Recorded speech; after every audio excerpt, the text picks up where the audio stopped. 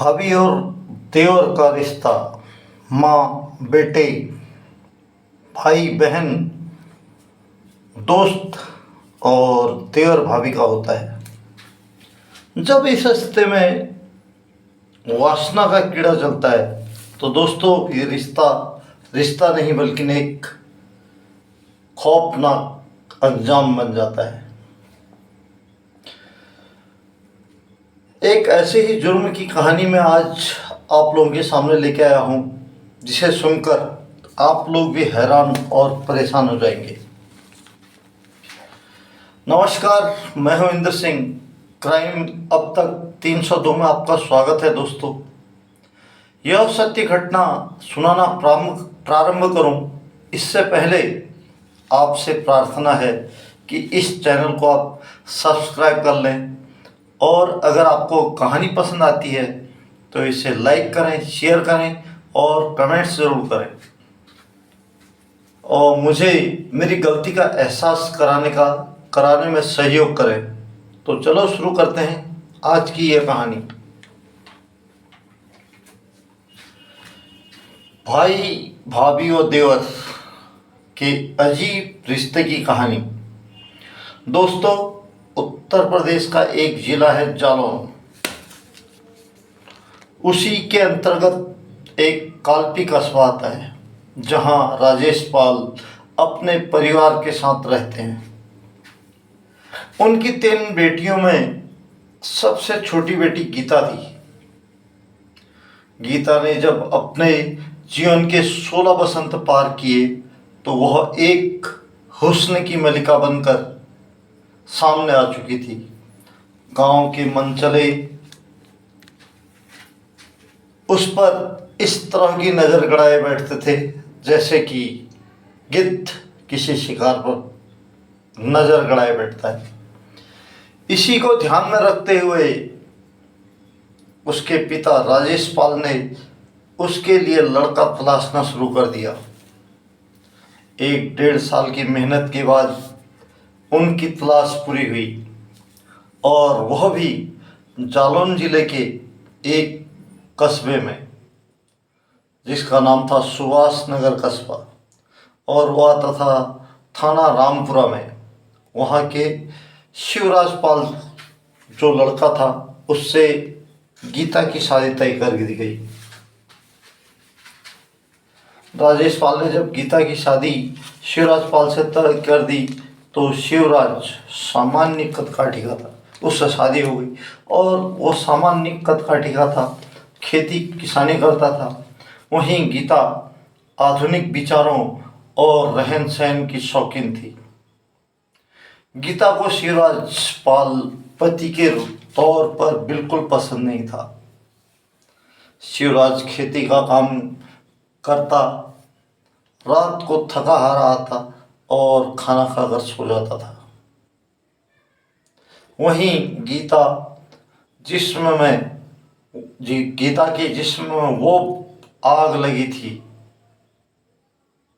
कि वह बिन पानी मछली की तरह रात भर तड़पती रहती थी। समय धीरे धीरे बीत रहा था। इसी के साथ गीता 2 बच्चों की मां बन गई। घर का खर्चा खेती से पूरा नहीं हो रहा था तो शिवराज पाल ने अपने एक दूर के रिश्तेदार को कहा कि उसकी भी नौकरी कहीं शहर में लगा दो। उसके रिश्तेदार ने शिवराज की नौकरी दिल्ली में मदर डेयरी में लगा दी, जहां वो खुद काम करता था। अब शिवराज 5-6 हज़ार रुपये अपनी पत्नी गीता को देता था, जिससे वो अपने 2 बच्चों की पढ़ाई कराती थी, क्योंकि गीता 2 बच्चों की मां बन चुकी थी। और 2 महीने में एक बार जालौन अपने घर आता था 3-4 दिन के लिए, फिर वापस अपनी नौकरी दिल्ली चला जाता था। अब गीता भी 32 वर्ष की और 2 बच्चों की मां बन चुकी थी, मगर उसके रंग रूप और जिस्म की आग अभी भी ठंडी नहीं पड़ी थी। जिसे शांत करने के लिए वो हमेशा जुगाड़ में लगी रहती थी। अब गीता ने अपनी नज़रें आस पड़ोस में घुमाना शुरू कर दी। आखिरकार उसकी नज़र अपने ही 25 वर्षीय देवर अजय पाल पर टिक गई। अजय पाल 25 वर्ष का था और वो कुंवारा था। शिवराज का चचेरा भाई भी था, अतः किसी के शक की कोई गुंजाइश नहीं थी। इसी का फायदा उठाते हुए एक रोज गीता ने अजय पाल का हाथ इस तरह पकड़ा और उसे अपने दिल का पूरा हाल बयां कर दिया। अजय भी तुरंत ही मान गया। फिर दोनों के बीच वासना का वो खेल शुरू हो गया जिसे समाज कभी इजाजत नहीं देता है। कहते हैं इश्क और मुश्क छुपाए नहीं छुपता है। इन दोनों देवर भाभी के किस्से भी गली मोहल्ले में चर्चा का विषय बनने लगे।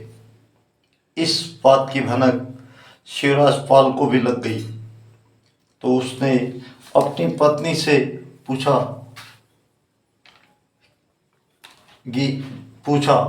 तो गीता ने शिवराज पर वो हथियार चलाया कि वह धराशायी हो गया। गीता ने कहा, आप दिल्ली चले जाते हैं, यहाँ मेरे पास कौन है? अजय मेरा देवर ही नहीं बल्कि मेरा भाई भी है। मैं उससे थोड़ा हंस बोल कर बात कर लेती हूँ तो मोहल्ले वाले जलते हैं और आप भी उनकी बातों पर आ गए। यहाँ शिवराज पाल चुप हो गया, मगर उसके दिमाग में शक के कीड़े ने जो जन्म लिया, उसकी भनक कि उसका आगे का इल्ज़ाम क्या होगा, इसकी भनक उसको गीता को बिल्कुल भी नहीं थी। वह अपने और अजय के रिश्ते में इस कदर डूब चुकी थी कि बाहर निकलना मुश्किल था। एक दिन शिवराज गीता को बगैर बताए हुए दिल्ली से घर पहुंचा। उस दिन उसने अपनी आंखों से गीता और अजय को रंगे हाथ पकड़ लिया और दोनों को बहुत मारा। दोनों ने उसके पैर पकड़कर माफ़ी मांगी और कहा कि आगे से ऐसा कभी नहीं करेंगे। जब एक बार पराए आदमी का चस्का लगता है या पराई औरत का चस्का लगता है तो फिर कुछ समझ में नहीं आता है। कुछ दिन तो गीता और अजय एक दूसरे से दूरी बना के रखते थे, मगर अब दोनों इस तरह तड़प रहे थे कि कब मिल जाए। वासना की आग भड़क चुकी थी। आखिर दोनों फिर पहले की तरह मिलने लगे। 9 मई को शिवराज एक शादी में पड़ोस के गांव में शामिल होने गया तो गीता ने अजय से संपर्क किया कि तुम्हारे भैया शादी में दूसरे गांव में गए हैं। आज की रात सिर्फ हम दोनों की रात है, क्योंकि शिवराज कल ही वापस आएंगे। लेकिन शिवराज रात में ही वापस आ गया और उसने देखा कि गीता और अजय निर्वस्त्र कमरे में निढाल पड़े हैं। अतः उसने दरवाज़ा खटखटाया तो दोनों के होश उड़ गए। दरवाज़ा खोलते ही शिवराज ने अपनी पत्नी को धक्का दिया और वह तुरंत वहीं गिर गई। तो वहीं पर पड़े चापर से शिवराज ने उसकी गर्दन, पीठ और पेट पर ताबड़तोड़ वार कर दिए, जिससे उसकी घटनास्थल पर ही मृत्यु हो गई। वह अजय को भी मार देता, मगर अजय इस बीच मौके का फायदा उठाकर भाग गया था। सुबह शिवराज ने रामपुरा थाने में जाकर थाना इंचार्ज टीआई साहब के सामने कहा उसने अपनी पत्नी की हत्या कर दी, उसे गिरफ्तार कर लिया जाए।